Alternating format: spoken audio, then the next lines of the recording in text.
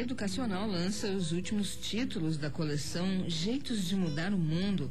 Mais detalhes vamos saber agora com Sérgio Alves, editor da coleção, que está na linha. Boa tarde, Sérgio, tudo bem? Boa tarde, tudo bom, e vocês, como é que tá? Tudo ótimo, prazer conversar contigo. Estamos aqui no friozinho gaúcho começando. Delícia, que inveja, aqui também tá frio em São Paulo. Começando devagarinho, 19 graus, até junho vai baixando. Ah, que bom. Sérgio Alves, a Escala Educacional começou lançando primeiro 4 títulos, é isso? Agora está lançando mais 4. Isso, porque a gente está fechando exatamente essa coleção, que o mote principal dela é esse número mesmo, dos 8, né? Porque é baseado nas propostas da ONU, né, da Organização das Nações Unidas, que foram lançadas em 2000, para que o planeta, né, que o mundo, que a gente tente se acertar pelo menos até 2015, né? Uma proposta muito interessante. E por isso, na primeira fase, a gente lançou os 4 títulos da coleção, né? E agora nós finalizamos recentemente com os outros 4, né? São as 8 metas do milênio, né? Isso, que elas propõem as coisas que todo mundo gostaria e que eu acho que a gente tem de tentar alcançar mesmo, e principalmente trabalhando com a criança e o jovem, porque são eles que farão a diferença, né? Claro, com certeza. É importante já começar desde cedo com os bons hábitos, né? Claro. Quais foram os primeiros 4 títulos? Olha, os últimos, eu vou falar o inverso, né? Eu vou falar dos últimos, que são Na Sombra do Baobá, né? A Ponte, O Amigo dos Animais e o Gênio, né? O Gênio do Poço. Eu falo desse porque aí a gente completa o ciclo, porque a gente está tratando exatamente de todos aqueles 8 temas, né? Porque eu não tenho... os títulos estão aqui e eles são o seguinte: a gente tem Radija e os Tapetes Mágicos, porque toda a coleção, é legal a gente entender que ela é basicamente uma coleção de literatura, tá? É uma literatura que serve a diversas discussões, que ela vai favorecer diversas discussões, mas ela não tem só essa visão utilitária. Nós iremos discutir a fome e a miséria. Não é só isso. Eu conto uma história em que há a presença forte da fome e da miséria. Por exemplo, na Menina do Feijão Suculento, entendeu? Que aí você tem também um objetivo de fazer o conjunto das pessoas se unirem para construir uma refeição comum, entendeu? A grande ideia da feijoada, né? E então você tem assim, para acabar com a fome, ao invés de você discutir assim, olha, a fome mata X número de pessoas, tal. Não, você discute falando de literatura, deslocando a situação numa África, num universo mais fantasioso e fantástico, mas com dados da realidade, entendeu?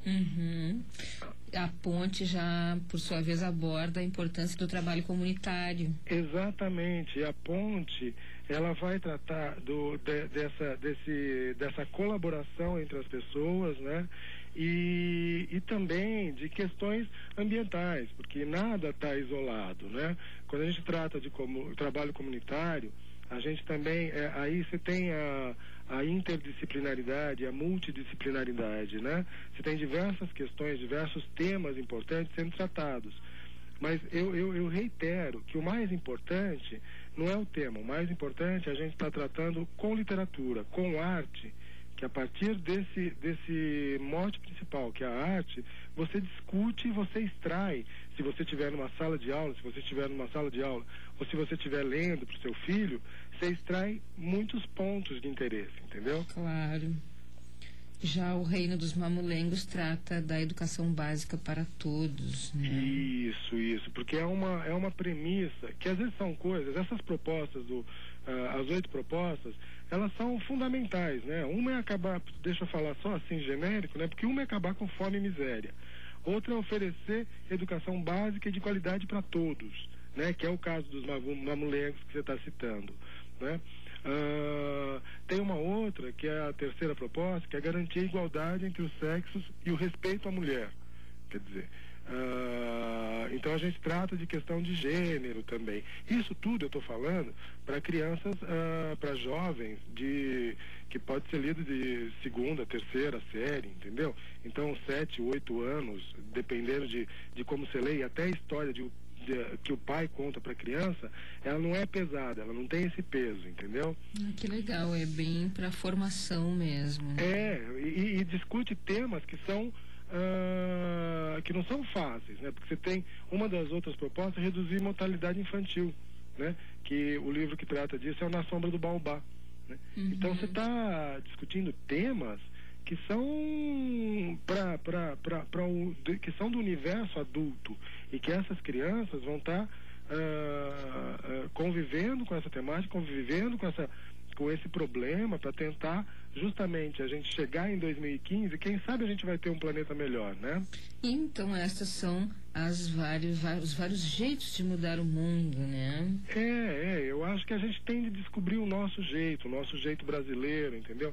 Porque a gente é essencialmente solidário, e eu acho que a gente pode descobrir isso. E ainda hoje eu estava lendo uma matéria num jornal de São Paulo, que falava exatamente disso, de como é importante e de como é bom para a saúde de cada indivíduo, por exemplo, fazer um trabalho comunitário, que as pessoas estão vivendo mais. Teve uma pesquisa e que indicou isso, que as pessoas estão vivendo mais por conta de poderem dar e, consequentemente, receber em termos de autoestima, de autovalorização e etc., né? Então, quer dizer, essa troca é imprescindível para a saúde mesmo da gente, né? Inclusive, até complementando o que tu disseste, houve uma pesquisa, que eu não me recordo agora quem fez, a respeito dos sobreviventes dos campos de concentração, e a pesquisa comprovou que as pessoas que conseguiram sobreviver eram aquelas, na sua maioria, que tinham um projeto de vida e sentiam-se úteis. Claro, porque você cria perspectiva. Então, quando a gente pensa em jeitos de mudar o mundo, é um mundo que parece que ele não está legal. Então, a gente ouve falar, as crianças ouvem falar, a gente mesmo é bombardeado pelo o aquecimento global, ou então a gripe suína. E aí a gente acaba esquecendo de que pequenos gestos, eles podem ajudar a gente a conviver melhor, tanto com os problemas surgidos novos, quanto criar um mundo mais bacana e mais ajustado para quem a gente deixar, entendeu? Com certeza. Estamos conversando com o Sérgio Alves, que é editor da coleção Jeitos de Mudar o Mundo, que tem como autora a Estela Barbieri e ilustrador é o Fernando Vilela. É isso, Sérgio? Isso.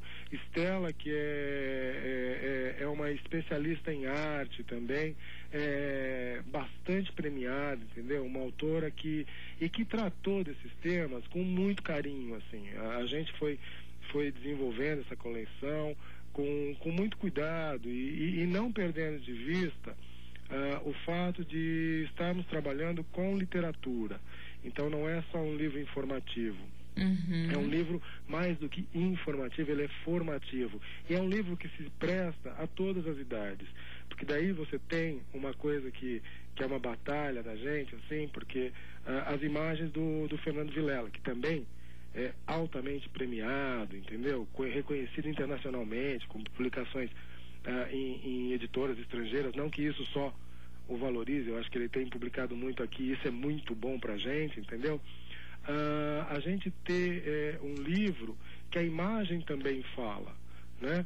Então você tem uma imagem que está te narrando uma história, que ela te ajuda, que ela te dá sustentação, entendeu? Mesmo a cor, ela te ajuda a se acalmar ou a se enervar, entendeu? Então ela tem uma reação. Então, quando a gente fala dessa coleção, eu sempre acredito numa literatura que seja infantil, juvenil, mas que seja pra gente também, entendeu? Que os grandes, os adultos, né? Aquilo que a gente acha que a gente é, né? Que a gente cresceu, que a gente também aproveite isso, que a gente possa rever posições, né? Porque Essa é a grande vantagem da criança, porque a criança, ela sabe que ela está aprendendo e ela está curiosa. E às vezes a gente perde a curiosidade. Eu acho que por isso é importante uma coleção como essa, que instiga tanto ao jovem quanto ao pai. Com certeza. Entendeu? Com esses dois grandes autores, né? Porque aí eu chamo a Estela de autora do texto e o Fernando do autor da imagem, né? Uhum. Coleção, então, Jeitos de Mudar o Mundo, da editora Escala Educacional. Sérgio Alves, muito obrigada, viu, pela entrevista. Que é isso, eu é que agradeço a possibilidade de estar discutindo isso com vocês. Estamos sempre à disposição, espero que os livros sejam muito lidos. Tomara. Um abraço para ti. Grande abraço pro Sul. Tá, obrigada. Tchau. E a gente ouve agora Moinho.